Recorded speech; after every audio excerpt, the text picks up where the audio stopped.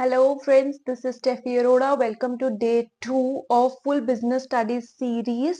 One shot में हम discuss कर रहे हैं। मैंने आपको पहले ही बताया कि जो बिजनेस स्टडीज है उसको मैंने 3 पार्ट्स में डिवाइड किया है। फर्स्ट पार्ट अपलोड हो चुका है, आप देख सकते हो। उसमें मैंने फर्स्ट 4 चैप्टर्स डिस्कस किए हैं और आज next 4 chapters and next final shot में मैं डिस्कस करूंगी पार्ट बी फुल। तो आज स्टार्ट करते हैं ऑर्गेनाइजिंग से, chapter number 5 of business studies class 2 board exam. Full marks हमने इस बार लेने ही लेने हैं। कुछ टॉपिक्स हैं उस पर ही बस फोकस किया है, एक ओवरव्यू चल रहा है, जल्दी जल्दी स्टार्ट करते हैं। So now first topic organising. So now what is organising? Organising का मीनिंग क्या होता है? सो ऑर्गेनाइज मीन्स सब कुछ सहेज के ग्रुपिंग में रखना, एक सिस्टमैटिक वे में रखना, क्लासिफाई करना चीजों को, उसको बोला जाता है organising, right? So it is a function of management which is perform after planning. Planning के बाद इसको परफॉर्म किया जाता है, जिसमें बात की जाती है ग्रुपिंग की, जिसमें बात की जाती है रिलेशनशिप बनाने की। वो वाले रिलेशनशिप नहीं, यहाँ पे बात की जा रही है कि जो कॉमन नेचर वाले हैं ना, उनको एक ही जगह पे इकट्ठा करके रखना, राइट? सिमिलर नेचर वाले जो काम के लोग हैं उनको एक ही डिपार्टमेंट में डाल देना, यहाँ पे वो मतलब है इसका। ओके, सो बेसिकली हम ये बोल सकते हैं कि what is organising? It is a process through which we divide the activities, we divide the work and common nature का हम ग्रुप बना के, जैसे जो जो कॉमन नेचर के लोग हैं ये एक ही तरह के काम कर रहे हैं, लाइक जो सेल एक्टिविटी में है या प्रमोशन में है उसका हमने एक सेल डिपार्टमेंट बना दिया, राइट? वैसे जितनी बड़ी ऑर्गेनाइजेशन होती है वो इसको भी डिवाइड कर देती है। जो सेल वाला काम करेंगे वो सेल डिपार्टमेंट, प्रमोशन वाला मार्केटिंग में आ जाएंगे, राइट? सो बेसिकली ये एक प्रोसेस है जिसमें हम आइडेंटिफाई करते हैं वेरियस एक्टिविटीज को, फिर हम देखते हैं कि सेम सेम नेचर वाला कौन है। ऐसे सेम सेम करके हम ग्रुप बना देते हैं, फिर उन हर एक ग्रुप को हम नाम दे देते हैं डिपार्टमेंट के कि ये सेल्स है, ये एचआर है, ये फाइनेंस डिपार्टमेंट है, राइट? तो that is what organising is. Similar nature activities को ग्रुपिंग करना, ग्रुपिंग करके एक नाम दे देना डिपार्टमेंट की फॉर्म में, दैट इज ऑर्गेनाइजिंग। सिंपल सा एक काम है ये तो। बहुत आगे बात करेंगे हम। अभी ऑर्गेनाइजिंग के स्टेप्स कौन कौन से हैं, कौन कौन से स्टेप्स जो है हम ऑर्गेनाइजिंग में परफॉर्म करते हैं, या इसके क्या एक प्रोसेस है, इस पे बात करेंगे।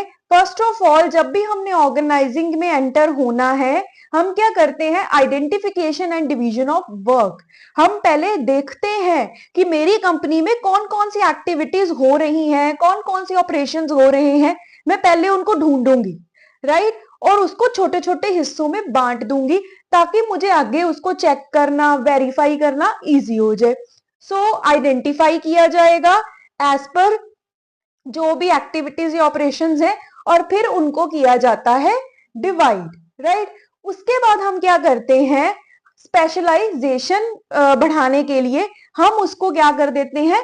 डिपार्टमेंटलाइजेशन। काम को बांटा, सॉरी, पहले काम को आइडेंटिफाई किया, आइडेंटिफाई करने के बाद बांट दिया छोटे छोटे हिस्सों में। बांटने के बाद जो सिमिलर नेचर है उनको एक डिपार्टमेंट या एक सेक्शन जो हमने बनाया है, डिपार्टमेंट को हम सेक्शन भी बोल सकते हैं, जो पर्टिकुलर सेक्शन हमने बनाया है उसमें हम फिट कर देंगे। अभी फिटिंग हो गई, आइडेंटिफाई किया, डिवाइड किया, फिट कर दिया डिपार्टमेंट सेक्शंस में। आफ्टर दैट हम क्या करते हैं? जब उनको डिपार्टमेंट्स में डाल दिया, हर एक को एक एक ड्यूटी या उनका काम बता दिया जाता है कि आप क्या क्या काम करोगे, राइट? असाइनिंग देम ड्यूटीज, उनको बताया जाता है आपके टास्क, ऑपरेशंस, एक्टिविटीज क्या रहेंगी और आप जो है क्या काम किस टाइम पे करेंगे, उनको पूरा क्लियर कट कर दिया जाता है। एलोकेट कर दिया जाएगा काम डिपार्टमेंट, और उसके अकॉर्डिंग उनको अपनी फंक्शनिंग करनी है। आफ्टर दैट लास्ट में होता है एस्टैब्लिशिंग रिपोर्टिंग रिलेशनशिप्स।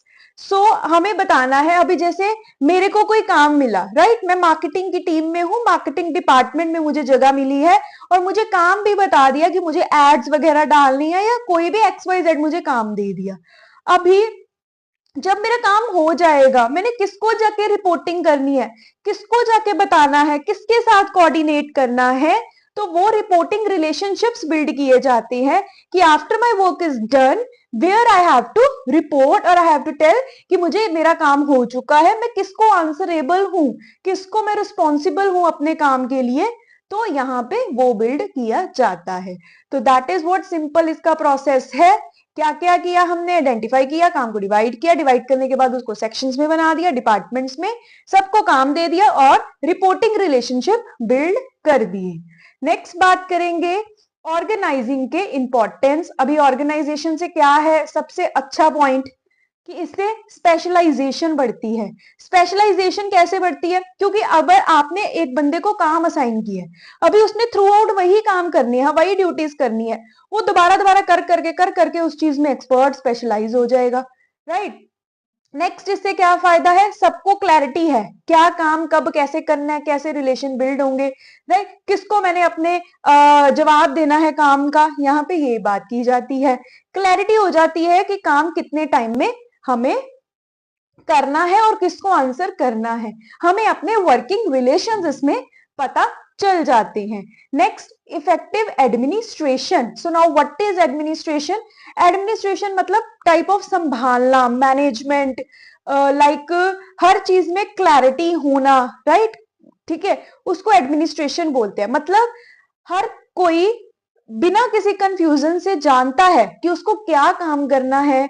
मतलब ये नहीं है कि मैं किसी और का काम कर रही हूं, मुझे क्लैरिटी ही नहीं है, राइट। सबको हर एक चीज की क्लैरिटी है, कोई कंफ्यूजन नहीं है, सब कुछ पता है किसको रिपोर्टिंग करनी है एंड ऑल, इससे ये फायदा होता है। And next is optimum utilisation of resource. अभी हर किसी को पता है, हर कोई स्मार्ट है, हर कोई स्पेशलाइज हो चुका है काम कर करके, वही वाले रिपीट रिपीट। अभी इससे क्या होगा, वेस्टेज ऑफ रिसोर्सेज कम हो गए, क्योंकि हर किसी को इसमें क्लैरिटी हो चुकी है कि कितना काम किस टाइम पे कितने रिसोर्सेज की अवेलेबिलिटी के साथ करना है। तो अच्छी क्लैरिटी और कंफ्यूजन ना होने के कारण रिसोर्सेज अच्छे से यूज होते हैं, रिसोर्सेज अच्छे से यूज हो रहे हैं तो वेस्टेज भी कम हो जाएगी। Next is adaption to change. So generally जब भी ऑर्गेनाइजिंग होती है ना, तो अगर माइनर कोई प्रोडक्ट में, रिसोर्सेज में, मार्केट में कुछ भी चेंज आ रहा है, तो हर कोई ना उसको इजीली अडेप्ट कर लेता है, हर कोई फ्लेक्सिबल होता है कि हम कर लेते हैं अडेप्ट, कोई बात नहीं, क्योंकि वो इतने कंफर्टेबल हो जाते हैं ना काम करने में, तो उनको इतना वो नहीं होता कि चेंज हो रहा है कि नहीं हम नहीं करेंगे, तो हर कोई एक्सेप्ट कर लेता है इसमें। नेक्स्ट इसके थ्रू पर्सोनल मतलब एम्प्लॉइज वर्कर्स की डेवलपमेंट होती है। डेवलपमेंट कैसे होती है, क्योंकि वही काम दोबारा दोबारा वो कर रहे हैं, एक्सपर्ट हो जाते हैं, स्किल ग्रो हो जाती है उनकी वो काम कर करके। नेक्स्ट उनको मतलब एक वही हम कह सकते हैं कि वो स्पेशलाइज हो जाते हैं उस फील्ड में, ग्रो करते हैं उसी फील्ड में, इनोवेशन भी वो लेके आ सकते हैं, राइट। तो ऐसे कुछ एडवांटेजेस के थ्रू जो है हमारे एम्प्लॉइज की पर्सोनल की डेवलपमेंट हो जाती है।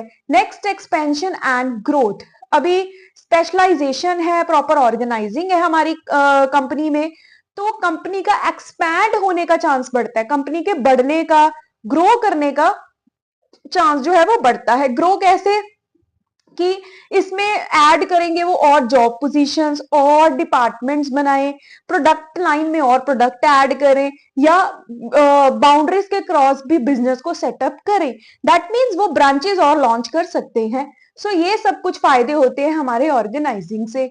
नेक्स्ट आ जाएगा organisation structure. Now what is organisation structure. Organisation structure का मीनिंग क्या होता है, जहां पे लोगों को पता है कि उनका किनके साथ रिलेशन है, डिवीजन कैसे है चीजों की, कौन किसके अंडर है। मतलब अगर एक डायरेक्टर है, उस डायरेक्टर के अंदर कितने डिपार्टमेंट्स, वो डायरेक्टर कितने डिपार्टमेंट्स मैनेज करता है, देन हर एक डिपार्टमेंट में कितने लोग हैं, डिपार्टमेंट का हेड, उसकी ड्यूटीज। मतलब ऑर्गेनाइजेशन स्ट्रक्चर का मतलब क्या है, हिरार्की ऑफ अ कंपनी। एक कंपनी की हिरार्की कैसे डिवाइड है, राइट, हिरार्की समझ गए ना, लेवल्स कैसे डिवाइड है हमारी कंपनी के, उसको हम क्या बोलते हैं, ऑर्गेनाइजेशन स्ट्रक्चर। स्ट्रक्चर मतलब समझ गए ना, सिस्टम, फ्रेमवर्क कैसा है कंपनी का।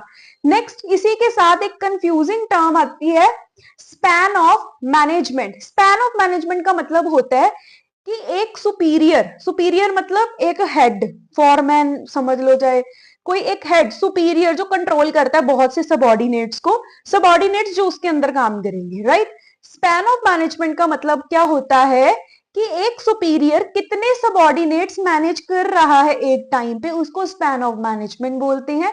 ऑर्गेनाइजेशन स्ट्रक्चर इज हिरार्की, क्या है, पूरी कंपनी की जो रन हो रही है या जो भी हमारी ऑर्गेनाइजेशन है।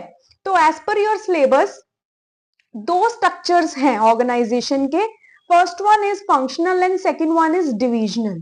तो अगर मैं इन दोनों की बात करूं, पेपर में इसके डिफरेंस या मैरिड डिमेरिड पे क्वेश्चन आ जाता है आपको जनरली, तो इसलिए हम थोड़ा सा इस पे कर लेते हैं। अभी फिलहाल अगर मैं लास्ट की बात करूं तो कभी कभी इसमें प्रोसेस आ जाता है हमें, ठीक है। तो फर्स्ट ऑफ ऑल आ गया हमारा फंक्शनल।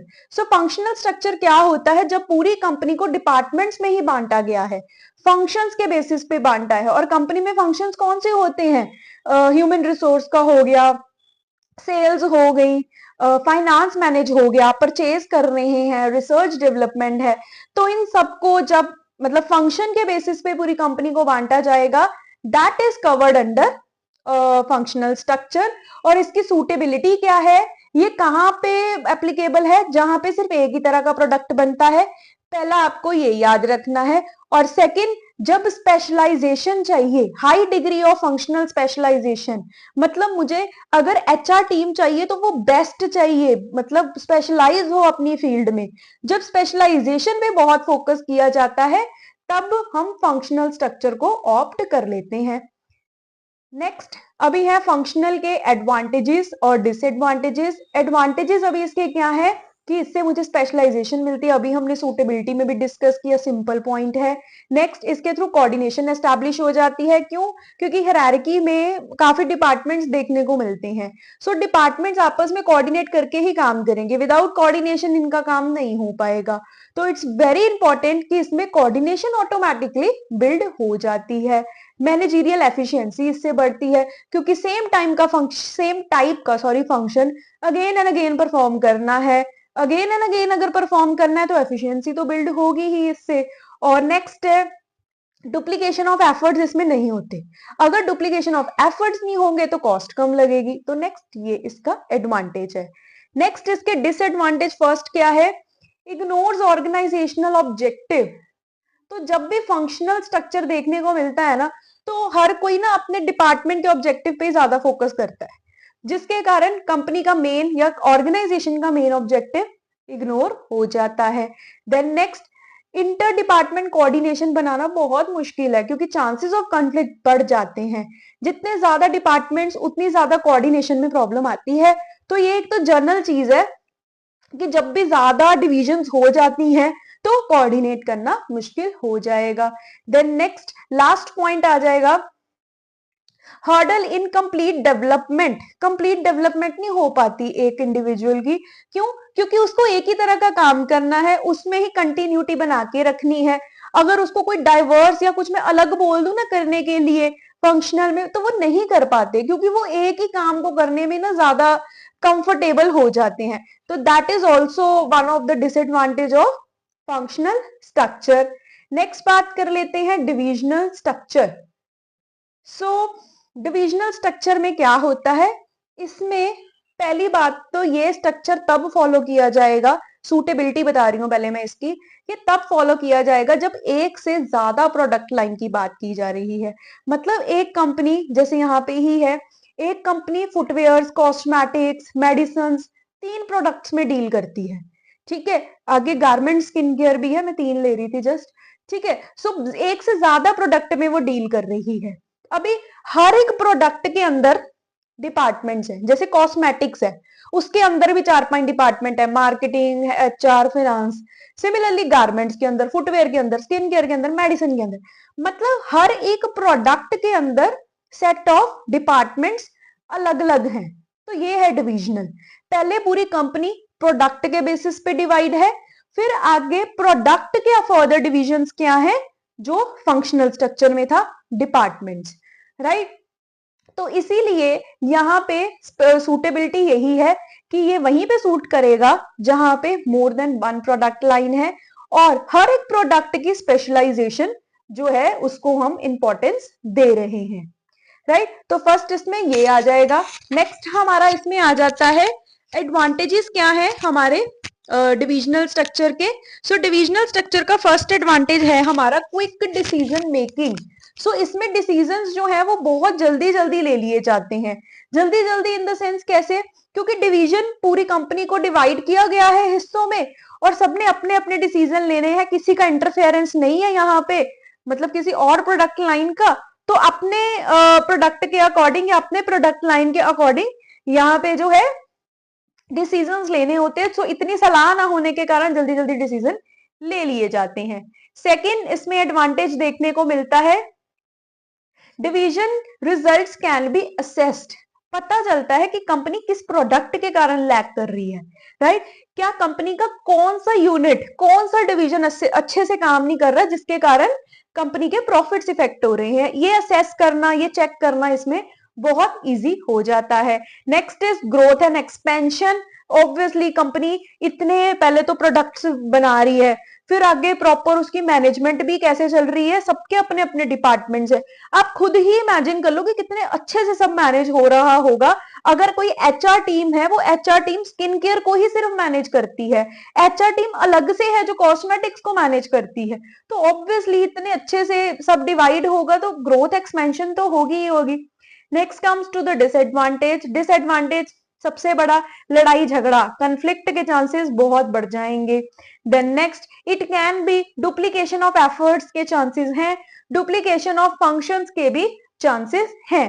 प्लस इसमें आप ये भी लिख सकते हो, डुप्लीकेशन अगर नहीं भी पसंद आ रहा पॉइंट, मुझे नहीं आया पर्सनली, तो आप लिख सकते हो कि इसमें खर्चा बहुत ज्यादा है कि आपको इतने हर एक प्रोडक्ट के लिए या हर एक लाइन ऑफ प्रोडक्ट के लिए आपको जो है अलग अलग डिपार्टमेंट्स के मैनेजर्स हायर करने पड़ रहे हैं। जैसे 4 प्रोडक्ट के साथ डील करते तो 4 एचआर मैनेजर चाहिए, 4 फाइनेंस चाहिए, तो खर्चा बढ़ता है इससे, ये लिख सकते हो, ये थोड़ा ज्यादा अच्छा पॉइंट है। देन नेक्स्ट, इसमें एक सेल्फिश एटीट्यूड देखने को मिलता है। क्यों? क्योंकि हर कोई सिर्फ अपने डिवीजन पे ही फोकस करता है, वो कंपनी को तो भूल ही जाता है। उसको ये है कि मेरा डिवीजन, बस मेरी प्रोडक्ट लाइन अच्छे से काम करे, बाकी मुझे किसी और से मतलब नहीं है, ठीक है। सो इसमें ये ज्यादा फोकस किया जाता है। नेक्स्ट आ जाएगा हमारा, ये थे हमारे ऑर्गेनाइजेशनल स्ट्रक्चर। इसी के साथ हम 2 तरह की ऑर्गेनाइजेशंस भी पढ़ लेते हैं, फॉर्मल एंड इनफॉर्मल। अभी सिर्फ ऊपर ऊपर से बताती हूँ, बड़ी जल्दी समझ आ जाएगा। फॉर्मल मतलब प्रॉपर ऑर्गेनाइज्ड, ठीक है, मतलब सब कुछ पता है कि ये ऑर्गेनाइज्ड है, प्रॉपर एक set of rules regulation system है, वो फॉर्मल है। इनफॉर्मल इससे ऑपोजिट, अनऑर्गेनाइज, इतना रूल्स रेगुलेशन का सिस्टम नहीं है, राइट। सो बात करेंगे फर्स्ट फॉर्मल की। So what is formal structure? Design by the government, sorry government कहां से आ गई डिजाइन बाय मैनेजमेंट, ठीक है। किस लिए डिजाइन की जाती है? ये मैनेजमेंट डिजाइन करती है और इसमें प्रॉपर अथॉरिटी रिलेशनशिप जो है वो बिल्ड होते हैं, कौन किसको रिस्पॉन्सिबल है, क्लियर कट सब कुछ बताया जाता है, राइट। रूल्स रेगुलेशन तो सब कुछ अच्छे से चल रहा है। तो फीचर्स पे आते हैं डायरेक्ट। सो कौन क्रिएट करता है? Top management. तो एक रिटर्न फॉर्म में रूल्स रेगुलेशंस होते हैं। एंड देन नेक्स्ट, इसमें कुछ भी इमोशनल टाइप कुछ नहीं होता, मतलब इमोशनल कंटेक्ट या कंटेक्स में कुछ भी नहीं होता, ठीक है। इम्पर्सनल है सब कुछ, मतलब मुझे पता है ये मेरा बॉस है, मुझे चाहे वो पसंद है नहीं, मुझे उसकी बात माननी है, जो उसने बोल दिया काम करना पड़ेगा। That is formal. Emotional connectivity नहीं है यहाँ पे। नेक्स्ट, अथॉरिटी रिस्पॉन्सिबिलिटी, सबको पता है किसके हाथ में कितनी पावर है, कौन किसको रिस्पॉन्सिबल है। देन नेक्स्ट लास्ट, इसको क्यों बनाया जाता है? कंपनी के गोल को अचीव करने के लिए। एडवांटेज इससे क्या है? रिस्पॉन्सिबिलिटी फिक्स करना इससे बहुत इजी है, ठीक है। एक ही बंदा, या एक बंदा नहीं बोल सकते, सब कुछ पहले से ही डिफाइन है, जिसके कारण कुछ भी ओवरलैपिंग नहीं होगी। देखो नेक्स्ट पॉइंट वही है, ओवरलैपिंग इसमें नहीं है। यूनिट ऑफ कमांड है। यूनिट ऑफ कमांड कल लास्ट वीडियो में बताया था, क्या होता है? One head one plan. एक हेड का, एक डिपार्टमेंट का एक ही प्लान होगा ताकि कोई भी कंफ्यूजन ना देखने को मिले। और वो हम कहाँ पे देखते हैं? वो होती है फॉर्मल ऑर्गेनाइजेशंस में। नेक्स्ट इज, इसके थ्रू हमारा ऑब्जेक्टिव अचीव करना बहुत इजी है। क्यों इजी है? क्योंकि इसके थ्रू हमारे रिसोर्सेज ऑप्टिमली यूटिलाइज हो रहे हैं, कोऑर्डिनेशन अच्छे से होती है इसके थ्रू। नेक्स्ट इसके डिसएडवांटेज क्या है?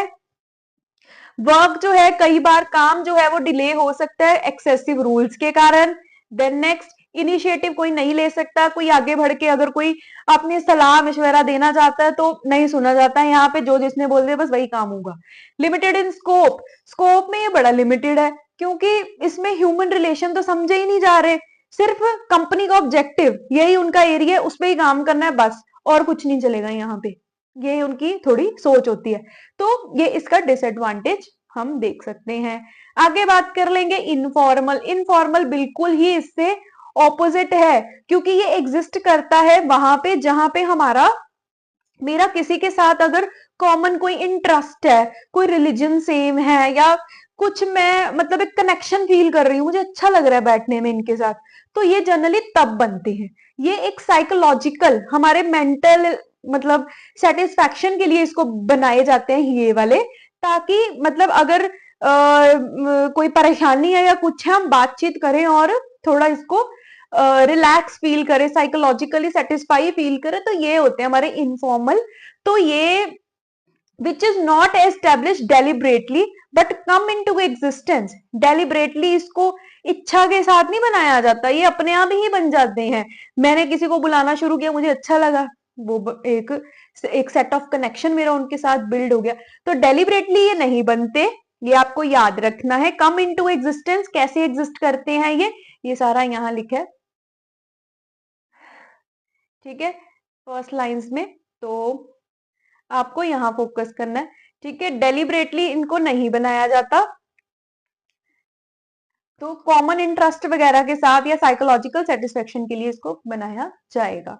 सो फर्स्ट, इट ओरिजिनेट, कहां से बनते हैं ये? फॉर्मल में से ही बनते हैं, बट इसमें पर्सनल इंटरेक्शन देखने को मिलती है, कोई रिटर्न रूल्स रेगुलेशंस इसमें नहीं होते, फिक्स्ड कोई कम्युनिकेशन नहीं है कि आपको क्या बात करनी है, आप जो मर्जी दिल खोल के बात करो, मैनेजमेंट इसको नहीं बनाती। नेक्स्ट, इसमें पर्सनल फीलिंग्स वगैरह इन्वॉल्व होती हैं। देन नेक्स्ट, इसमें इंफॉर्मेशन बहुत जल्दी जल्दी स्पीडी मतलब जल्दी घूमती है।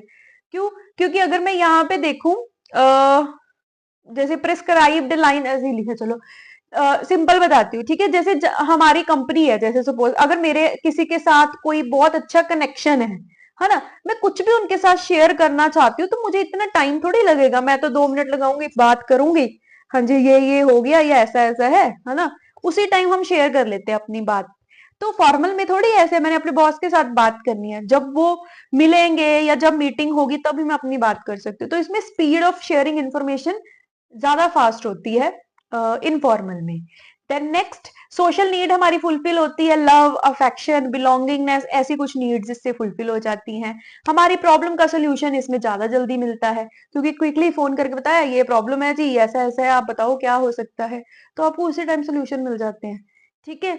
दूसरा आते हैं डिसएडवांटेज। डिसएडवांटेज में क्या है इसका कि इसमें र्यूमर्स बहुत फैलते हैं, अफवाहें फैलने का बहुत वो है, चांस है इसमें, तो ये एक इसका ड्रॉबैक है। इट रेजिस्ट चेंज, जर्नली जब इनफॉर्मल ऑर्गेनाइजेशंस होती है ना, इनमें यूनिटी बन जाती है, तो कुछ चेंज करना होता है ना तो सब इकट्ठे हो गए आ जाते हैं, नहीं जी ये नहीं बदला जाएगा, तो ये एक इसका डिसएडवांटेज देखने को मिलता है कि यहाँ पे रेजिस्टेंस टू चेंज, चेंज के लिए सब रेडी नहीं हो पाते, रेडी करवाना ऑर्गेनाइजेशन के लिए मुश्किल हो जाता है। तो यहाँ पे प्रायोरिटी भी कहाँ देते हैं? अपने ग्रुप इंटरेस्ट को, है ना, जो मेरा कंपनी में ग्रुप बना हुआ है, 4-5 लोग वो चाहते हैं, मैं भी वही चाहने लग जाऊंगी जो वो चाहते हैं, मेरी प्रायोरिटी भी वो बन जाएंगी। तो जो हमारे ग्रुप में प्रायोरिटी चल रही होती है ना, तो उसको ज्यादा प्रायोरिटी देना शुरू हो जाता है, पहल देनी, प्रायोरिटी, आई होप आप समझ रहे हो वर्ड, ठीक है। तो सिंपल सा था। उसके बाद है इसका एक छोटा सा डिफरेंस, तो बात कर लेते हैं डिफरेंस। मीनिंग तो क्लियर ही है, ऑर्गेनाइज्ड है, वेल डिफाइंड, फॉर्मल है वो वेल डिफाइंड नहीं है, राइट, और ये फॉर्मली मैनेजमेंट की तरफ से नहीं बनाई जाती। देन नेक्स्ट, ओरिजिन कहां से होता है फॉर्मल का? इसमें रूल्स रेगुलेशंस बनाते हैं और तब वो बन जाती है। इनफॉर्मल कैसे बनता है? नॉर्मल हम इंटरेक्ट करते हैं और बन जाता है।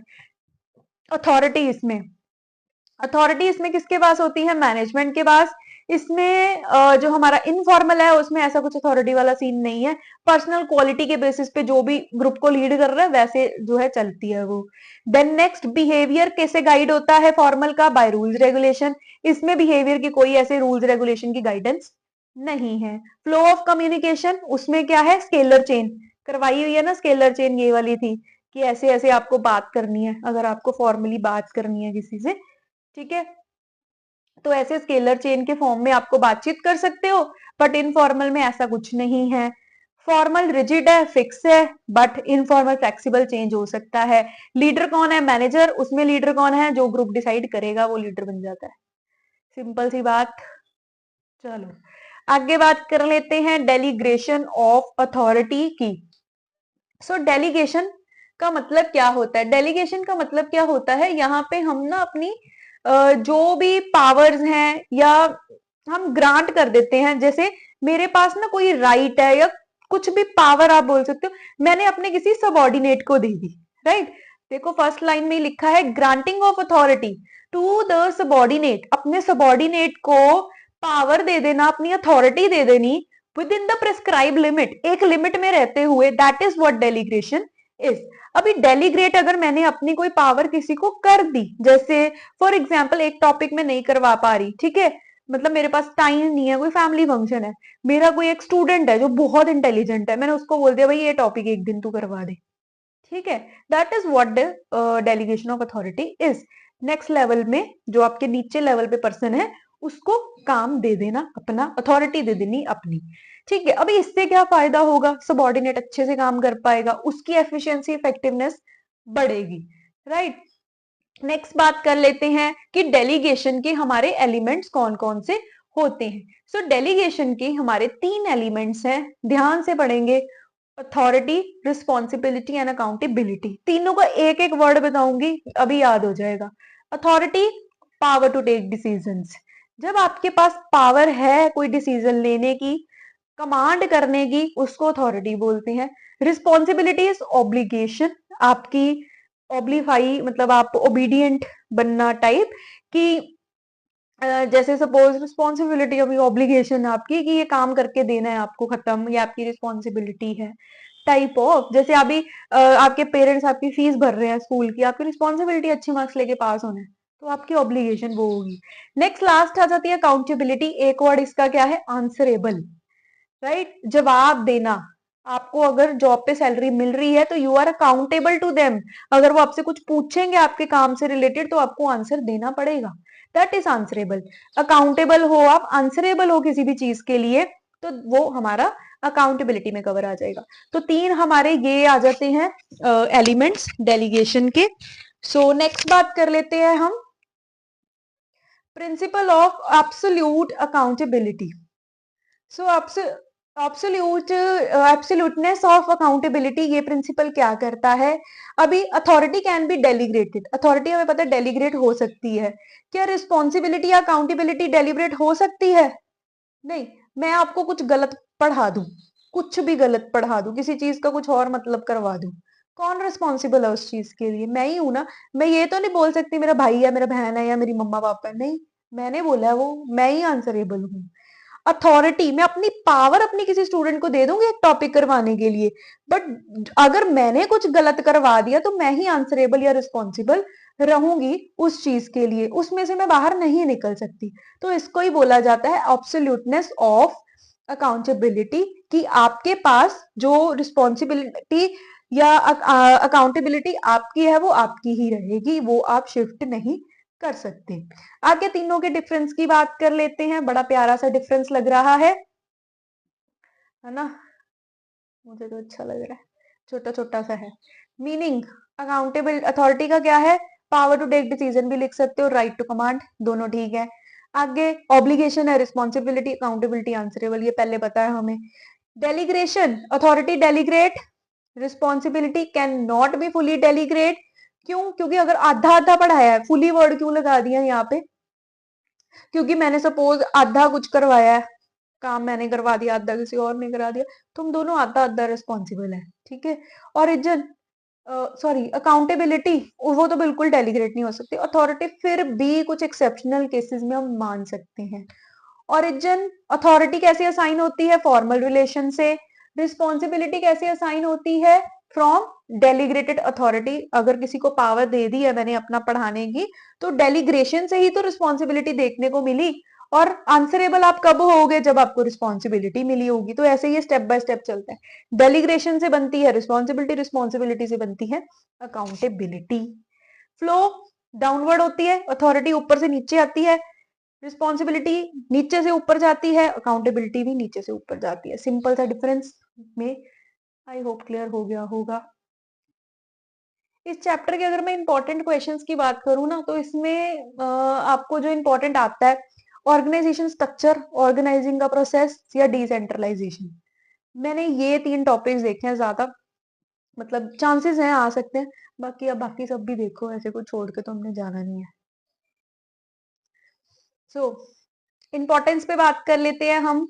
Importance of delegation of authority. जब भी हम डेलीगेट करते हैं अथॉरिटी, इसकी क्या इंपॉर्टेंस है, क्या फायदा हमें देखने को मिलता है, इस पे बात करेंगे। तो first of all, reduction of excessive workload. Workload इससे कम हो जाता है, बड़ा अच्छा पॉइंट है, वर्कलोड कम हो गया। और एम्प्लॉय की डेवलपमेंट होती है, क्योंकि नई नई चीजें, नई पावर उसको मिलती है, कुछ ना कुछ वो सीख ही लेता है। डिसीजन मेकिंग जल्दी हो जाते हैं, क्यों, क्योंकि सुपीरियर अपनी पावर दे रहा है किसी को कि चल तू मेरा इतनी देर काम कर ले, उतनी देर वो डिसीजन की तैयारी कर लेगा। ठीक है। सबॉर्डिनेट का मोराल कॉन्फिडेंस बढ़ता है, कोऑर्डिनेशन बढ़ती है किसमें, सुपीरियर सुबॉर्डिनेट के बीच में। तो सिंपल से पॉइंट थे। आगे बात कर लेंगे डिसेंट्रलाइजेशन। डिसेंट्रलाइजेशन का मतलब क्या है, ये एक सिस्टमैटिक डिवीजन ऑफ पावर है, right. So it is defined as an even and systematic distribution of authority. Authority को जब सिस्टमैटिकली डिवाइड किया जाएगा हर लेवल ऑफ डिपार्टमेंट या मैनेजमेंट में, उसको हम डिसेंट्रलाइजेशन बोलते हैं, राइट। डिसेंट्रलाइजेशन इज व्हाट, ये थोड़ा डेलीग्रेशन का एक्सटेंशन फॉर्म है, उसका थोड़ा और डिफाइंड फॉर्म हम बोल सकते हैं।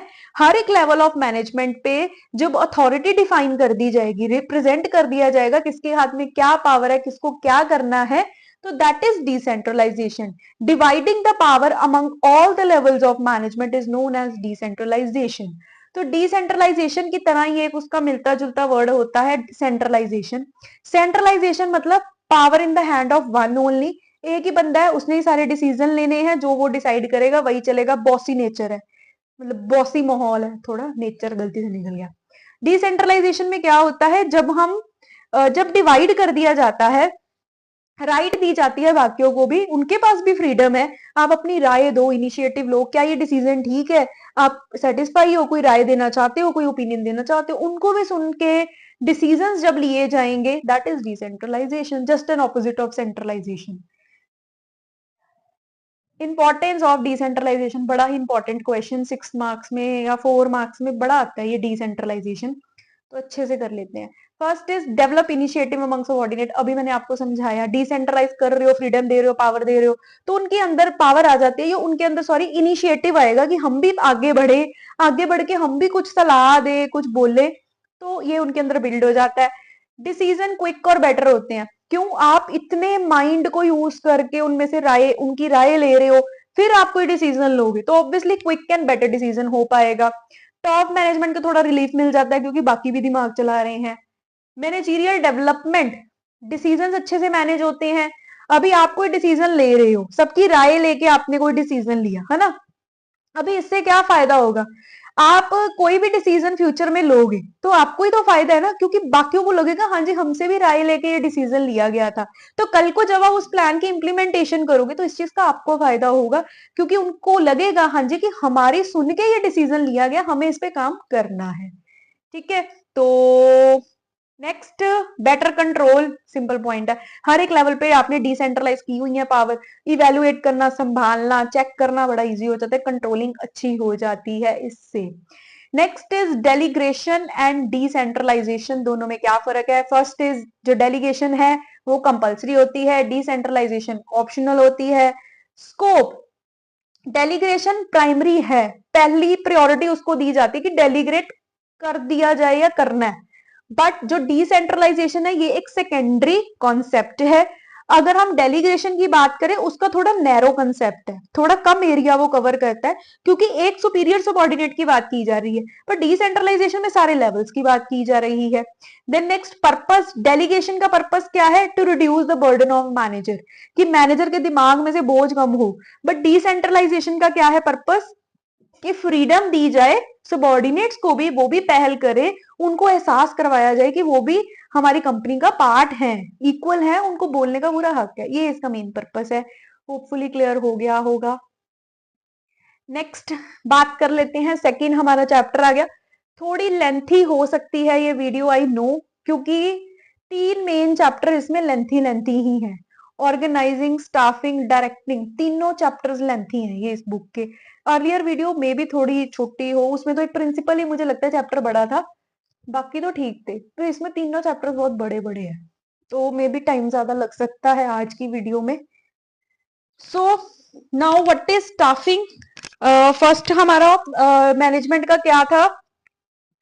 Function planning. सेकेंड हमारा मैनेजमेंट का फंक्शन ऑर्गेनाइजिंग। उसके बाद हमारा मैनेजमेंट का फंक्शन आ गया स्टाफिंग। सो स्टाफिंग क्या होता है?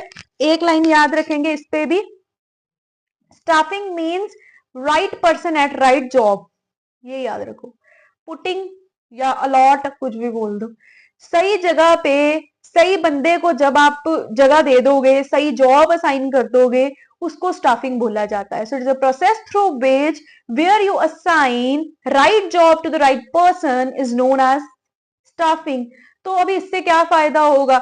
अभी सपोज मैं टीचर हूं, है ना, मैं पढ़ा सकती हूँ, स्कूल में मैं गई, मुझे वहां पे सैलरी स्लिप्स बनाने के लिए भेज दिया, मैं काम करूंगी एफिशिएंसी से? बिल्कुल भी नहीं, मुझे आता ही नहीं है ना। मैं अगर सीखूंगी भी, मेरा इंटरेस्ट ही नहीं है, जिस चीज में मैं एक्सपर्ट हूँ, जिस चीज के बारे में मैं जानती हूँ, मैं उसमें ही काम करना चाहूंगी।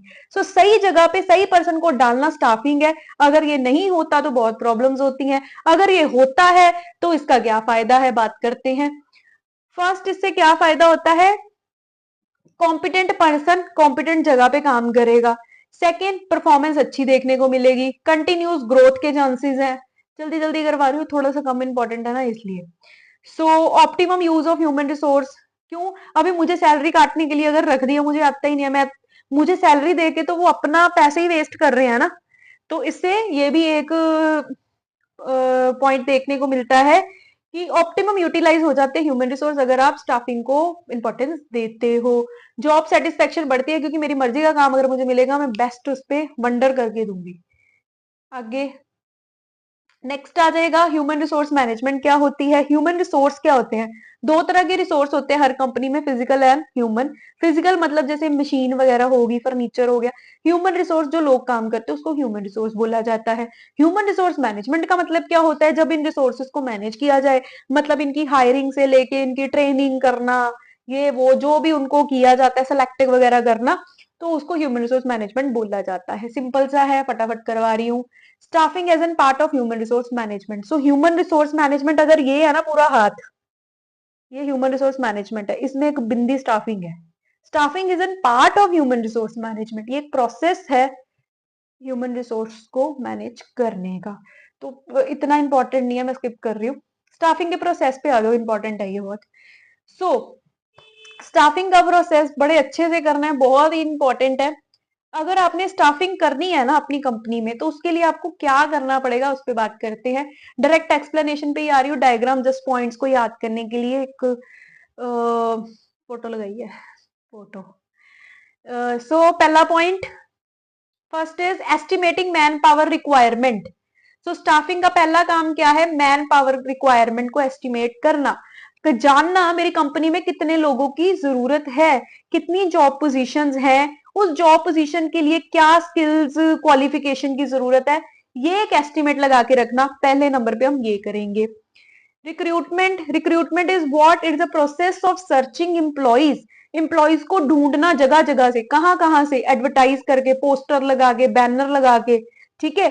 जॉब डिस्क्राइब करना प्रॉपर, कि जिस भी चीज की रिक्रूटमेंट निकल रही है, जिस भी पर्सन को हम सर्च कर रहे हैं, उसके लिए क्या क्या चाहिए, ये सब चीजें अरेंज करना। और सर्च करने के लिए वेरियस मीडियाज को यूज करना, like print, electronic and all. तो उसमें रिक्रूटमेंट में हम करते हैं। पहले मैंने क्या किया? मैंने एनालाइज किया कि मुझे कितने मैन पावर की जरूरत है। फिर मैंने रिक्रूट किया, रिक्रूटमेंट में क्या किया, process of searching employees start कर दिया। जब रिक्रूटमेंट हो जाती है उसके बाद नेक्स्ट आ जाता है हमारा सिलेक्शन।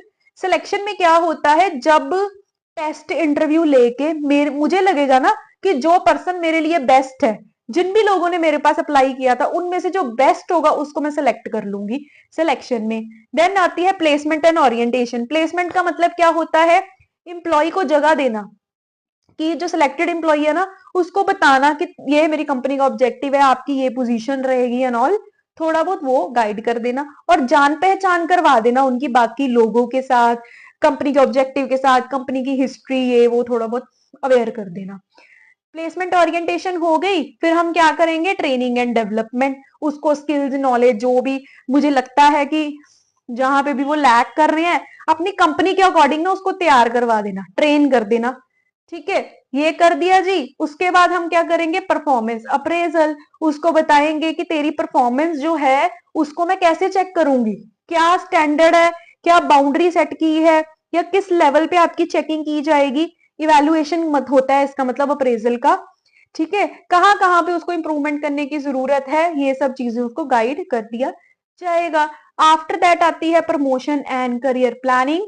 मतलब अगर लगता है कि मतलब उसको सारा गाइड करना कि ये आपकी रिस्पॉन्सिबिलिटीज रहेंगी, ये काम आपको यहाँ पे करनी है, अगर आप अच्छा करोगे तो that much level of promotion आपकी हो सकती है, इतनी सैलरी बढ़ सकती है, आपको ये बेनिफिट इंसेंटिव मिल जाएंगे फ्यूचर में।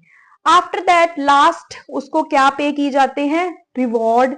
उसको कोई मेडिकल फैसिलिटी, सैलरी, कंपनसेशन, मतलब देना। कंपनसेशन वही होता है कि मेरी कंपनी में अगर वो काम करेगा मैं रिटर्न में उसको क्या क्या दूंगी, that is what compensation is, जिसमें salary, wages, incentive, commission, bonus सब कुछ आ जाता है। आई होप क्लियर हो गया होगा staffing. Next is recruitment.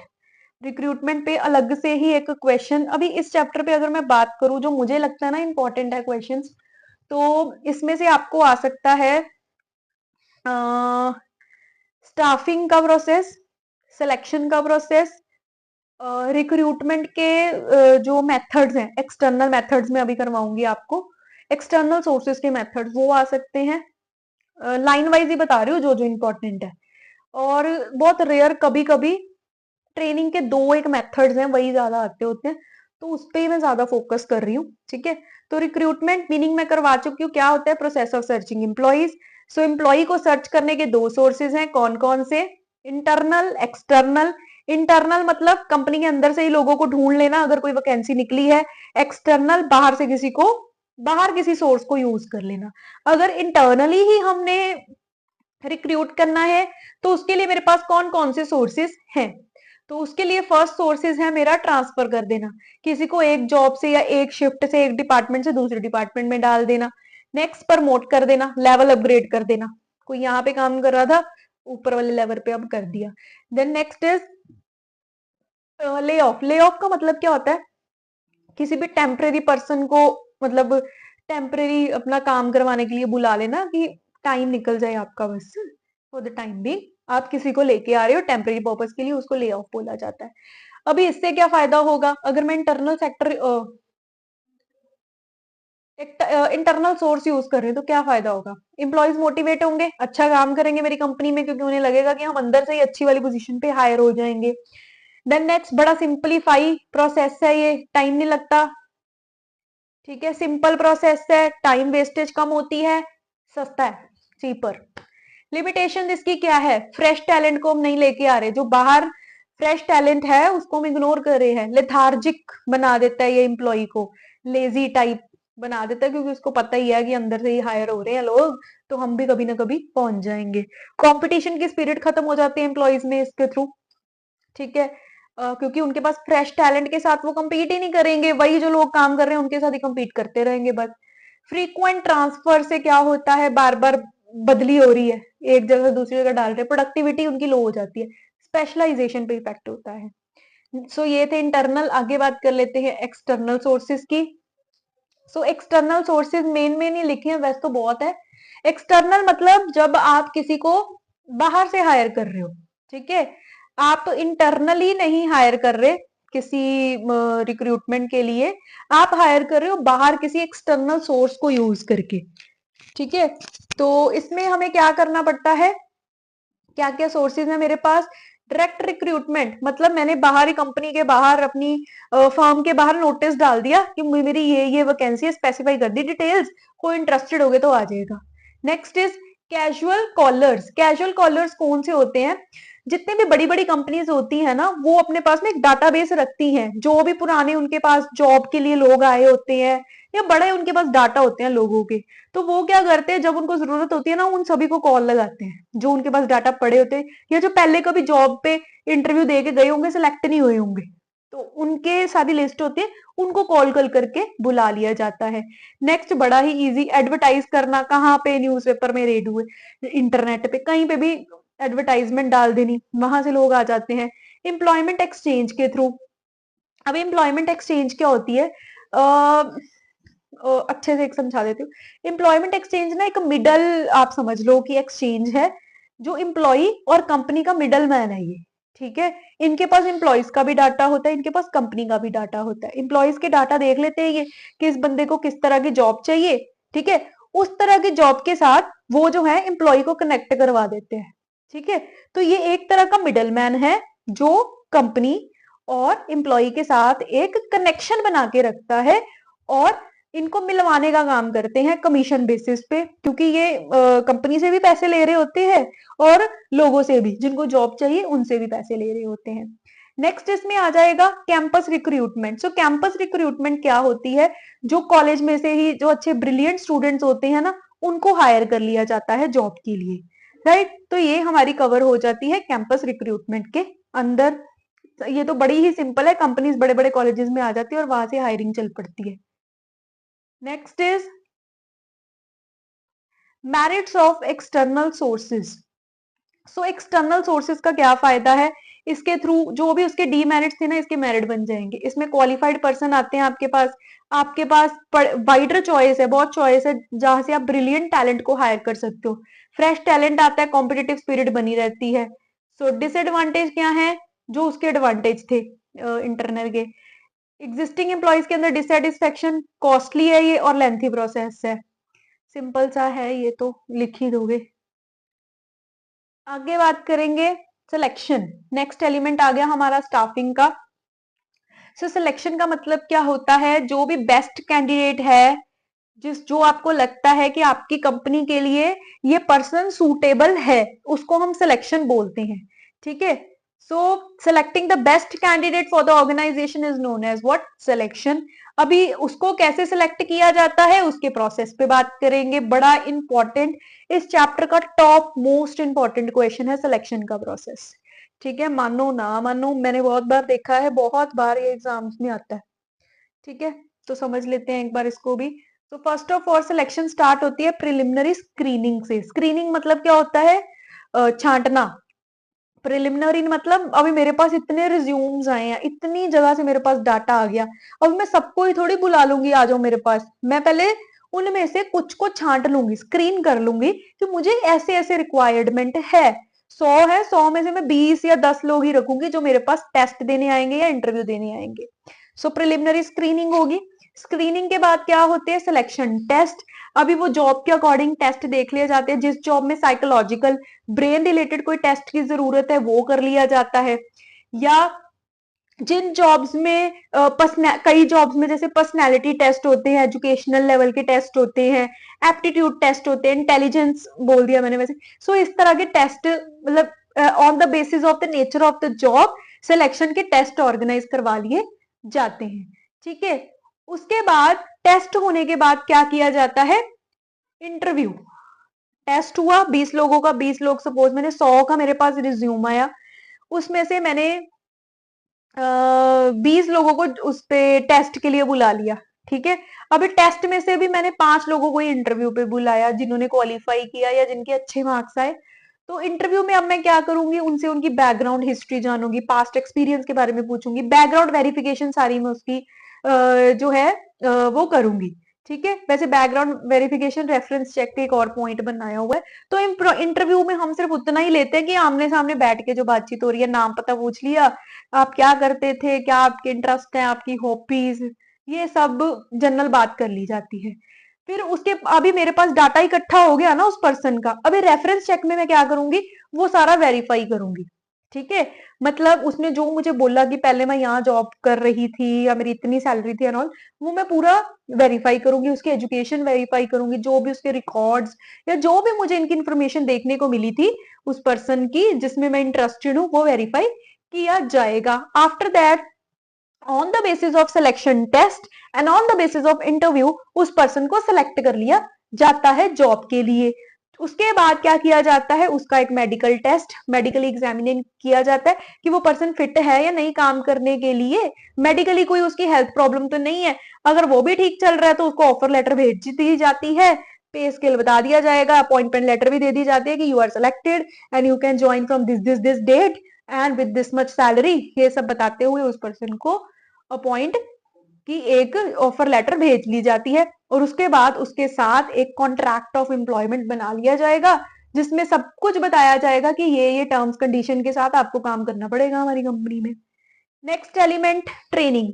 Training का मतलब क्या होता है, किसी की भी एग्जिस्टिंग स्किल्स के अंदर और एड ऑन करना और उसको कुछ नया सिखाना, सो दैट वो और कॉम्पिटेंट हो जाए काम करने के लिए, उसको हम ट्रेनिंग बोलते हैं। नेक्स्ट आ जाएगा ट्रेनिंग का फायदा। इससे पर्सन की क्वालिटी बढ़ती है, प्रोडक्टिविटी बढ़ती है, उसका मोराल बढ़ता है। सिंपल पॉइंट है, इसलिए मैं जल्दी जल्दी बोल रही हूँ। सो इससे एक एम्प्लॉय की टेक्निकल नॉलेज बढ़ती है, मतलब उसको नई नई टेक्निक जानने का मौका मिलता है, प्लस वो मशीन्स को, इक्विपमेंट्स को अच्छे से यूज करना सीख पाता है। ये सारे एडवांटेज थे ऑर्गेनाइजेशन के पॉइंट ऑफ व्यू से। बट अगर मैं एम्प्लॉय के टाइप से देखूं, उसकी स्किल्स बढ़ेंगी। ठीक है। उसकी स्किल्स बढ़ेंगी, नॉलेज बढ़ेगी, अच्छी परफॉर्मेंस कर पाएगा, एक्सीडेंट के चांसेस कम हो जाएंगे क्योंकि वो अच्छे से सीख चुका होगा, प्लस उसकी सेटिस्फेक्शन एंड मोराल इससे बढ़ेगा। नेक्स्ट इज ट्रेनिंग के मेथड्स। सो ट्रेनिंग के मेथड कौन कौन से हैं, दो तरह के मेथड्स होते हैं, on the job method end of the job. On the job method होता है जब आप जॉब के साथ साथ सीखते हो। ठीक है। और ऑफ द जॉब में क्या होता है, आपकी अलग से क्लासेस लगती हैं या आपको आपकी जॉब की हट के एक अलग जगह पे आपको कुछ सिखाया जाता है। अगर मैं इस पूरे की बात करूं ना, यहाँ पे आपको दो जगह की दो इंपॉर्टेंट है, एक वेस्टिब्यूल ट्रेनिंग और अप्रेंटाइजशिप ट्रेनिंग। दोनों पहले मैं बताती हूँ क्योंकि दोनों बहुत इंपॉर्टेंट है, बाकी इतने नहीं आते। अप्रेंटाइजशिप ट्रेनिंग क्या होती है, ये वो ट्रेनिंग है जिसमें आपका एक मास्टर वर्कर होता है, आप उसको देख देख के सीखोगे।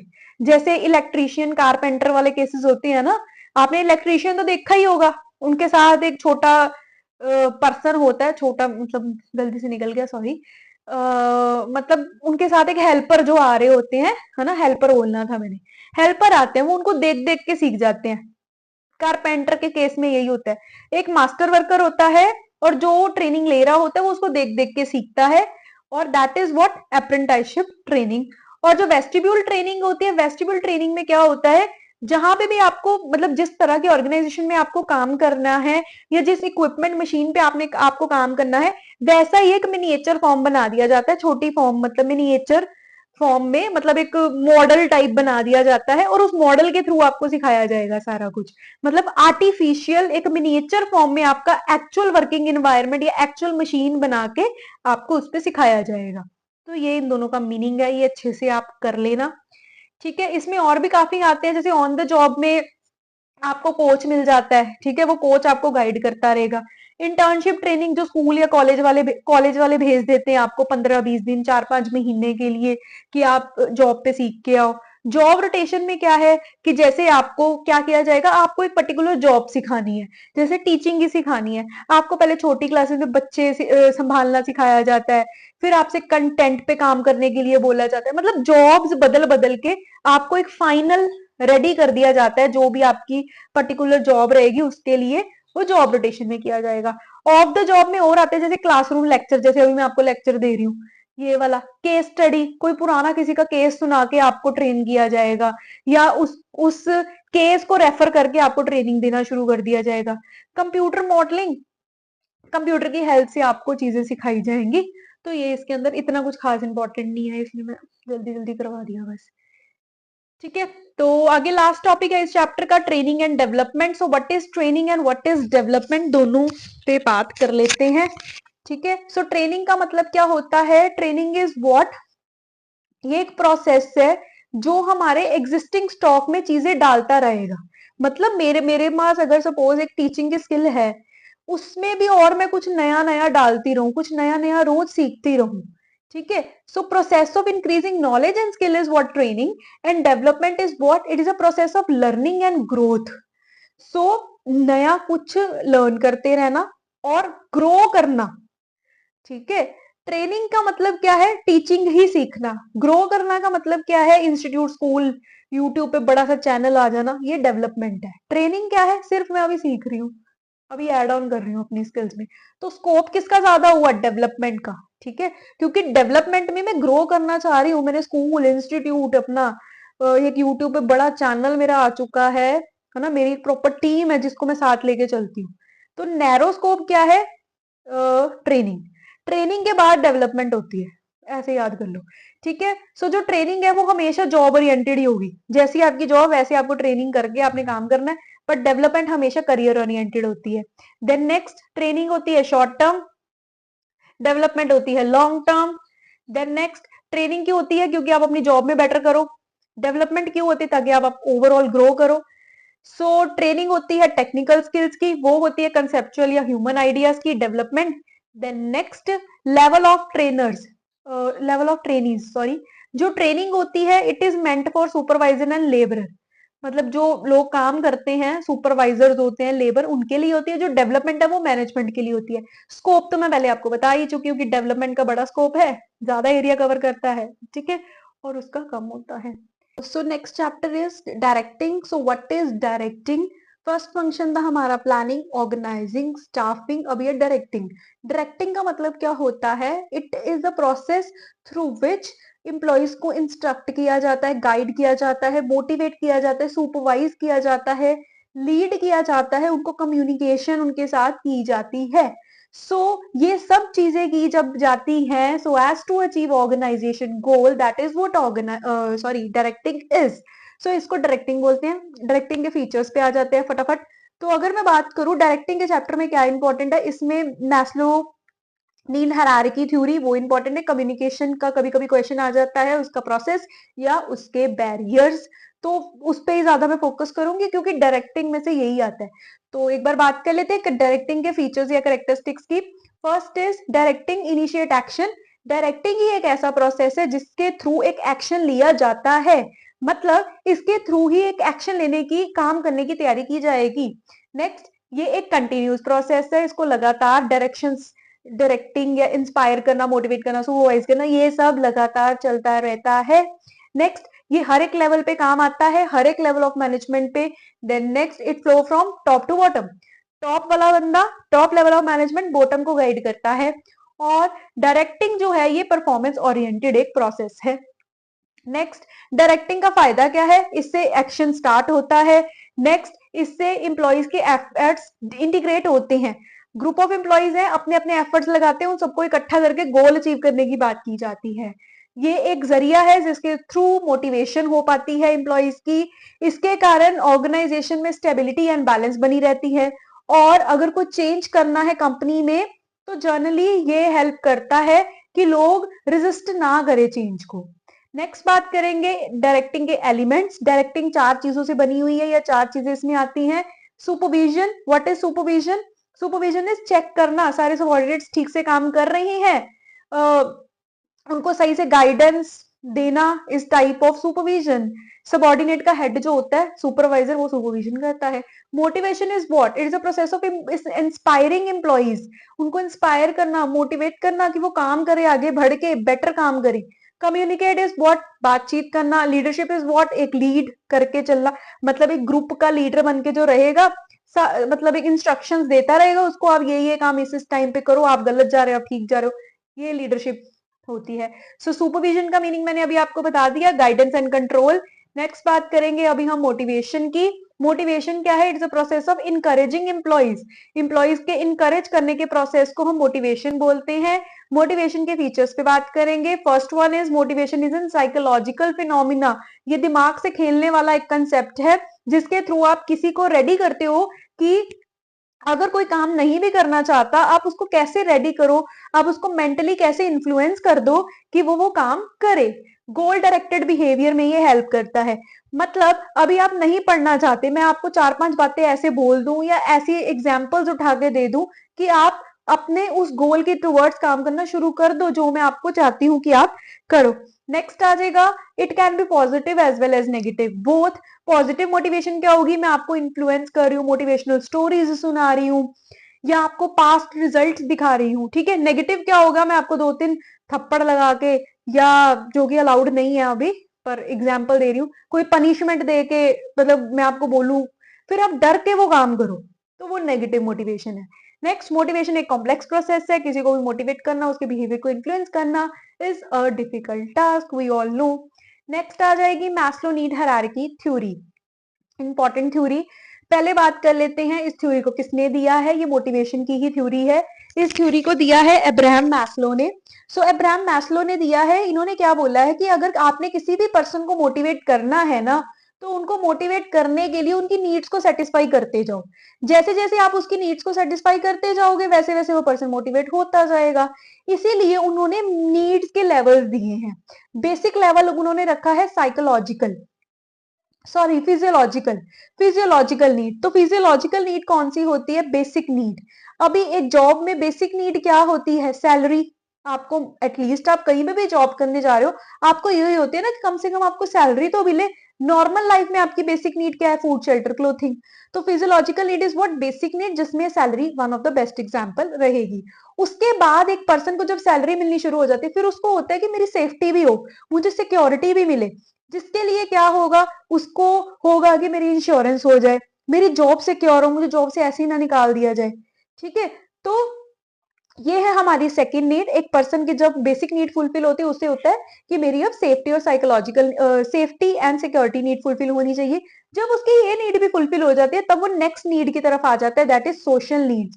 जहां पे उसको लगता है कि जहां पे मैं काम कर रहा हूँ वहां पे मेरे फ्रेंड्स हो, बिलोंगिंगनेस हो, है ना, मतलब मेरा मन लगे वहां पे, मेरे सोशल नेटवर्क्स बने, सोशल रिलेशन हो, जिनके साथ मैं बातचीत करूं, खाना खाऊं, बैठ जाऊं, है ना, जब मैं फ्री हूं तो तब हमारी तीसरी नीड अराइज हो जाती है, जिसमें हम लव, अफेक्शन, रिलेशनशिप की बात करते हैं। नेक्स्ट नीड आ जाती है हमारी एस्टीम नीड्स। एस्टीम नीड होती है जब हमें चाहिए होता है कि मेरी कुछ वैल्यू लोग समझें, लोगों को मेरे बारे में कुछ पता हो, मुझे रिकॉग्निशन मिले, मुझे फ्रीडम मिले, मेरा एक नाम हो, राइट। एस्टीम नीड्स, जब हम अपने आप को वैल्यूएबल बनाना चाहते हैं, हम चाहते हैं कि लोग मुझे जाने, मुझे अप्रिसिएशन मिले, ठीक है। जब ये भी फुलफिल हो जाती है, लास्ट वाला लेवल आता है सेल्फ एक्चुअलाइजेशन। एक ऐसा लेवल जब लगता है कि अब सब कुछ अचीव हो चुका है लाइफ पे, हम एक सर्टेन लेवल पे पहुंच चुके हैं जहां पे हम पहुंचना चाहते हैं। वो कभी भी नहीं आता वैसे तो ये मैस्लो ने ऐसे हायरार्की नीड्स दी है, तो ये आपको पेपर में आ सकता है, इंपॉर्टेंट है, ठीक है। तो ये थी Maslow need hierarchy theory motivation की। नेक्स्ट है टर्म इंसेंटिव्स। क्या होते हैं incentive? Is what? Incentive is a basic monetary या नॉन मॉनिटरी रिवॉर्ड। ये भी मोटिवेट करने के लिए ही दिए जाते हैं, ठीक है। जो इंसेंटिव्स होते हैं हमारे, इसमें पैसे वाली चीजें भी आ जाती है, नॉन पैसे वाली, मॉनिटरी नॉन मॉनिटरी दोनों कवर होते हैं। तो इसीलिए हमारे जो इंसेंटिव्स हैं वो भी दो तरह के हैं, financial and non financial. Financial में आ जाता है आपका बोनस, प्रॉफिट में हिस्सा दे दिया, आपको कार अलाउंसेस दे दिए, आपको रेंट की फैसिलिटी दे रहे हैं, रिटायरमेंट बेनिफिट दे रहे हैं, ये सब कुछ आ जाता है। नॉन फाइनेंशियल में क्या आता है? आपको अच्छा माहौल दे रहे हैं काम करने के लिए, आपको प्रमोट किया जा रहा है, आपका स्टेटस है कंपनी में, आपकी जॉब सिक्योरिटी है, तो ये सब आता है नॉन फाइनेंशियल इंसेंटिव्स में। नेक्स्ट बात कर लेते हैं हम लीडरशिप की। सो now what is leadership? Leadership का मतलब क्या होता है? It is a manner through which एक टीम जो चल रही है, उस टीम के अंदर एक लीडर है, पर्सन है, जो सारा काम हैंडल करता है, ठीक है। वो सबको गाइडेंस देता है, सबको इंस्ट्रक्शन देता है क्या काम करना है। इस लीडरशिप के 3 स्टाइल्स होते हैं। कौन कौन से? Autocratic, democratic and legislative. Autocratic मतलब जब एक बॉस वो इंस्ट्रक्शन दे रहा है, जो उसने बोल दिया वही काम होगा, डेमोक्रेटिक जब सबको पार्टिसिपेट करवाया जाता है, कोई डिसीजन भी लेना है ना, सबसे एक बार सलाह करके सबसे पूछ के लिया जाएगा। लेजिस्फेयर में क्या है, आप अपनी अथॉरिटी ही किसी तीसरे बंदे को दे रहे हो, पावर ही दे रहे हो, डेलीगेट कर रहे हो पावर कि हाँ भाई तू ही ये काम कर ले। ठीक है, तो ये 3 तरह के लीडर स्टाइल्स होते हैं। Next is communication. बचपन से पढ़ रहे हैं कम्युनिकेशन क्या होती है। It is a medium through which we share our ideas, believe, thought to the another person. ठीक है, 2 तरह की कम्युनिकेशन होती है, फॉर्मल, इनफॉर्मल। फॉर्मल होती है जो मीटिंग्स वगैरह होती हैं अपने बॉस वगैरह के साथ, जो ऑफिशियल आप बातचीत करते हो। इनफॉर्मल जो आप अपने फ्रेंड्स के साथ बातचीत करते हो। ठीक है, तो ये तो सिंपल सी बात है। अभी इसके प्रोसेस पे आ जाते हैं। कम्युनिकेट करना है, ठीक है, मैंने आपसे बात करनी है, मैं सेंडर हूं। ठीक है, सबसे पहले सेंडर आया, मैंने एक मैसेज तैयार किया, नोट्स तैयार किए आपको कन्वे करने के लिए। ठीक है, मैसेज है मेरे पास, मैं भी हूं सेंडर भी हूं, मैंने आपको कन्वे करना है, मैं क्या करूंगी, एक मीडिया यूज किया, नेटवर्क यूज किया, मैंने ऑनलाइन प्लेटफॉर्म यूज किया, गूगल यूज किया, यूट्यूब यूज किया आपको मैसेज कन्वे करने के लिए, है ना। अभी बिफोर मीडिया, अभी मैं ये सेंडर हूं, मेरे पास मैसेज है, आप ये सामने मीडिया हो मेरे पास। मैसेज कन्वे करने के बीच में क्या आ जाएगा, इनकोडिंग। जो मैंने बोलना है वो इनकोड हो रहा है मेरे दिमाग में, अभी साथ साथ हो रहा है कि मैंने क्या करवाना है, अभी कंट्रोलिंग तक करवाना है, ये इनकोडिंग चल रही है। और इसी के दौरान नॉइज, अभी कोई नेटवर्क डिस्टर्ब हो जाए, लाइट चली जाए, कुछ भी हो जाए तो बंद हो जाएगा, आपकी बैटरी लो हो जाए, नॉइस आ गई। ठीक है, मेरा माइक बंद हो जाए, अभी पीछे से बहुत तेज कोई आवाज आ रही है, मैं बोल ही नहीं पा रही। डिस्टरबेंस कब आती है, मैसेज और मीडिया के बीच में, उसी टाइम इनकोडिंग चल रही होती है। ठीक है, अभी मीडिया के थ्रू मैसेज जा रहा है, अभी जब आपके तक पहुंचेगा आप भी पहले डिकोड करोगे जो चल रहा है, जो मैं समझा रही हूँ या जो मैं बोल रही हूँ आप अपने माइंड में रिकॉर्ड करोगे। डिकोड करने के बाद आप उसको रिसीव करोगे, एंड आफ्टर दैट जब मुझे आप कमेंट डालोगे, लाइक करोगे, वो फीडबैक है मेरे लिए। तो ऐसे कम्युनिकेशन काम करती है, सिंपल सा प्रोसेस है। आई होप समझ आ गया होगा। Next is barrier. बैरियर का मतलब क्या होता है, रुकावट। जब भी कम्युनिकेट करना है, कम्युनिकेट करने के दौरान कौन कौन सी रुकावटें आ सकती हैं।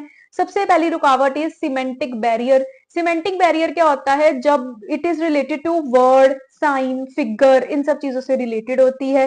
जैसे फर्स्ट, आप मैसेज बैडली एक्सप्रेस हो रहा है, मैं आपको नहीं समझा पा रही, मैं पंजाबी बोलने लग गई बीच में।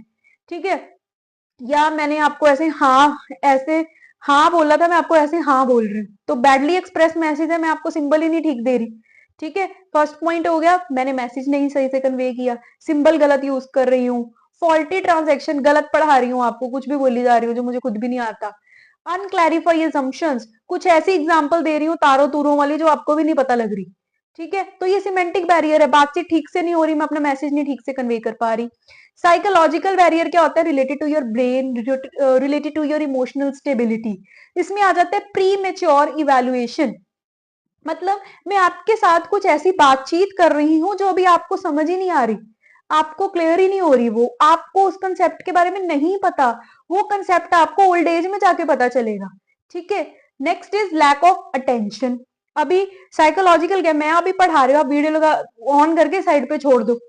ठीक है, इधर आप अपनी मूवी देख रहे हो, खाना खा रहे हो, बातचीत कर रहे हो, तो अटेंशन नहीं है, तो ये भी तो बैरियर है ना, आप नहीं समझ रहे। नेक्स्ट इज डिस्ट्रस्ट, आपको मेरे पे विश्वास नहीं है, क्या पता मैं गलत पढ़ा रही हूँ, ये भी बैरियर है, आप सुनोगे ही नहीं। Next, loss by transmission and poor retention, जो मैं समझा रही हूँ या मैं जो बोल रही हूँ आप अपने दिमाग में स्टोर नहीं कर पा रहे, ये भी एक बैरियर है, आप समझ ही नहीं पा रहे बात को। मतलब अभी मैं कुछ बोलती हूँ, आप उसको दिमाग में स्टोर करके समझ के ही रिस्पॉन्ड करते हो, ये प्रोसेस बहुत तेज होता है, हमें पता नहीं चलता, बट ये होता है। ठीक है, अभी ट्रांसमिट लॉस हो गया, या आपकी रिटेंशन। रिटेंशन मतलब स्टोर, संभाल के रखना किसी चीज को, टाइप ऑफ, वो रिटेंशन कम है, वो भी एक तरह का बैरियर ही है। नेक्स्ट इज ऑर्गेनाइजेशन में कैसे बैरियर्स आते हैं, organisational barrier. First is organisation की पॉलिसीज ही बड़ी बेकार हैं, जिसके कारण कम्युनिकेशन ही नहीं हो पाती, है ना। आपको बात करनी है हेड से, तो आप 20 लोगों से पहले बात करो, तब जाके आपकी बात पहुंचेगी, तो ये भी बैरियर है। आप क्या कहोगे, आप कहोगे रहने ही दो, नहीं करनी बात। ठीक है, तो ये आगे हमारे, पहले आगे फिजियो साइकोलॉजिकल, अभी बात कर रही थी ऑर्गेनाइजेशन। फिर है रूल्स रेगुलेशन, बहुत रूल्स रेगुलेशन है किसी चीज में, वो भी बैरियर है, बात नहीं कर पाओगे। कम्प्लेक्स ऑर्गेनाइजेशन, ऑर्गेनाइजेशन का स्ट्रक्चर ही बड़ा कम्प्लेक्स है, हायरार्की में इतने लोग भरे पड़े हैं, हमें कुछ समझ ही नहीं आ रही कि कैसे कम्युनिकेट, किससे करे, किससे क्या पता चलेगा, तो ये भी एक बैरियर है। ऑर्गेनाइजेशन की फैसिलिटी अच्छी नहीं है, सिस्टम अच्छा नहीं है। ठीक है। आपको नहीं पता कि आपको अगर किसी चीज के बारे में पूछना है, आप किससे पूछो, रोज ही नया रूल सुनने को मिलता है, सिचुएशन के हिसाब से रूल बन जाते हैं, तो ये भी कम्युनिकेशन का बैरियर है। नेक्स्ट है last, personal barrier. Personal barrier में क्या होता है, जिसमें होती है फेयर ऑफ अथॉरिटी। आपको एक डर है कि मेरे पास ये पावर है, मैं पावर का गलत यूज ना करूं, मैं चुप ही रहती हूँ इससे अच्छा तो ये फेयर। कॉन्फिडेंस नहीं है आपके पास, ठीक है। लैक ऑफ इंसेंटिव, मतलब जब आपको लगता है कि मैंने चलो बोल भी लिया, क्या फायदा बोलने का, कौन सा मेरा नाम हो जाएगा, तब भी हम चुप रहते हैं। Last, unwillingness to communicate. अभी मैं ऑन करके छोड़ दूं, मैं चुप करके बस बैठ जाऊं, बस देखती रहूं ऐसी, तो मेरे अंदर विलिंगनेस ही नहीं है, तो ये भी तो बैरियर ही है ना, मेरी तरफ से बैरियर है कि मैं कम्युनिकेट नहीं कर रही। ठीक है, तो ये सारा था हमारा डायरेक्टिंग का सेक्शन। इसमें आई नो मैंने बहुत टू द पॉइंट छोटे छोटे टॉपिक्स डाले, क्योंकि इसमें आता ही कम्युनिकेशन आता है ज्यादा। या तो हमारा, मैंने क्या बोला था, मैस्लो की थ्योरी आ जाती है, बस ये ज्यादा फोकस कर लेना। और भी थोड़ा मैंने इसलिए डाल दिया, चलो रिस्क भी नहीं लेना हमने। कंट्रोलिंग पे आ जाते हैं, बड़ा अच्छा चैप्टर, इस पे भी पक्का क्वेश्चन आता है। इसमें प्रोसेस बहुत इंपॉर्टेंट है, जो कम्युनिकेशन का प्रोसेस, कंट्रोलिंग, सॉरी कम्युनिकेशन कहाँ से आ गया, कंट्रोलिंग का प्रोसेस है ना, बहुत इंपॉर्टेंट है, या इसकी इंपॉर्टेंस सेकंड नंबर पे मैं रखूंगी, पर इसका प्रोसेस बहुत इंपॉर्टेंट है। अभी कंट्रोलिंग का क्या काम है, कंट्रोलिंग का मतलब पता क्या होता है, कंट्रोलिंग इज प्लानिंग में जो आपने स्टैंडर्ड सेट किया था ना, आपने कुछ सोचा था कि मुझे ये काम करना है, मैंने बोला कि मैंने 1 लाख यूनिट की सेल करनी है, मैंने प्लान किया था। अभी कंट्रोलिंग में मैं क्या करूंगी, चेक करूंगी हुई या नहीं हुई, हुई तो ठीक है, हम वही प्लान चलाते हैं, नहीं हुई तो हम क्या करेंगे, जो डिफरेंस आया, मैंने 1 लाख यूनिट सोचे थे, मेरे 80,000 यूनिट्स हुए, 20,000 का जो ये गैप आया है, इसको कौन संभालेगा, controlling. So what is controlling? It is a process through which we find out deviations between standard set and actual performance and try to minimize them. जो वो डिफरेंस आया है ना 20,000 का, हम उसको खत्म करने की कोशिश करते हैं कंट्रोलिंग के थ्रू, इसको हम कंट्रोलिंग बोलते हैं। नेक्स्ट इज कंट्रोलिंग का फायदा क्या होता है, कंट्रोलिंग से हमारे गोल्स अचीव होते हैं, एक्यूरेसी बढ़ती है काम करने की, सिंपल, बस वही दोबारा दोबारा पॉइंट चल रहे हैं। हमारे रिसोर्सेज, जो भी हमारे पास रिसोर्स है उसकी वेस्टेज नहीं होती, बेस्ट हम उसका यूज कर पाते हैं। इंप्लॉय की मोटिवेशन बढ़ती है, अगर मैंने 1.5 लाख यूनिट भी बोले, उसमें से मैंने 140 भी कर दिए, एम्प्लॉय तो सेटिस्फाई हो गया ना कि हाँ एटलीस्ट हमने इतना किया, थोड़ा है हम कर लेंगे। Facilitate coordination in action, so controlling ना हेल्प करती है, क्योंकि अगर कुछ गलत हुआ, कम हुआ, जब सब मिलके उस पर काम करना शुरू कर देते हैं ना, तो कोऑर्डिनेशन बढ़ती है उससे। देन नेक्स्ट, इससे एक डिसिप्लिन बना रहता है कि हाँ जी हमें अपने टारगेट्स को अचीव करना है। Next is features of controlling. So features generally वैसे तो सबके सेम ही रहते हैं, थोड़ा थोड़ा बस उस नेचर के अकॉर्डिंग आपको बदल देना है। सो कंट्रोलिंग भी गोल ओरिएंटेड है, हमारा एक बेसिक टारगेट है, उसको हमने अचीव करना है, उसके लिए हम कंट्रोलिंग करते हैं। It is all pervasive, universal in nature है, हर एक लेवल, हर एक जगह पे ये यूज होती है। Next, it is N continuous process, ये नहीं है कि एक दिन कर ली दूसरे दिन नहीं की, लगातार कंटिन्यूसली कंट्रोलिंग भी हमें करनी पड़ेगी। Next, it is both forward and backward looking, ये बहुत प्यारा पॉइंट है, फॉरवर्ड और बैकवर्ड, ये पीछे भी देखता है, मतलब ये भी देखेगा कि प्लानिंग में हमने क्या सोचा था, और उसको आज के साथ ये कंपेयर करके ये भी बताएगा कि हमने आगे क्या करना है, इसलिए ये बैकवर्ड लुकिंग भी है, ये फॉरवर्ड लुकिंग भी है।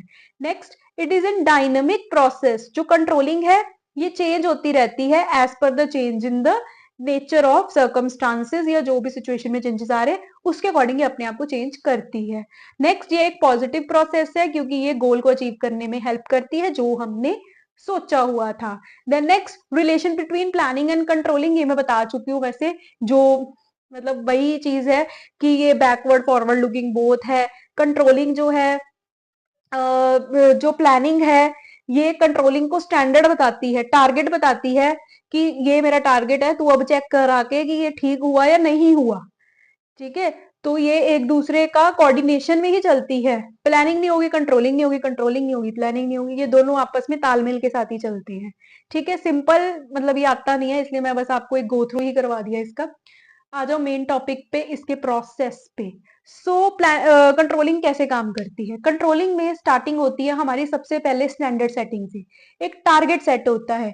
मैंने सोचा 1 लाख की सेल करनी है अगले साल में, प्लानिंग के टाइम मैंने सोच लिया था, टारगेट है मेरे पास, ठीक है।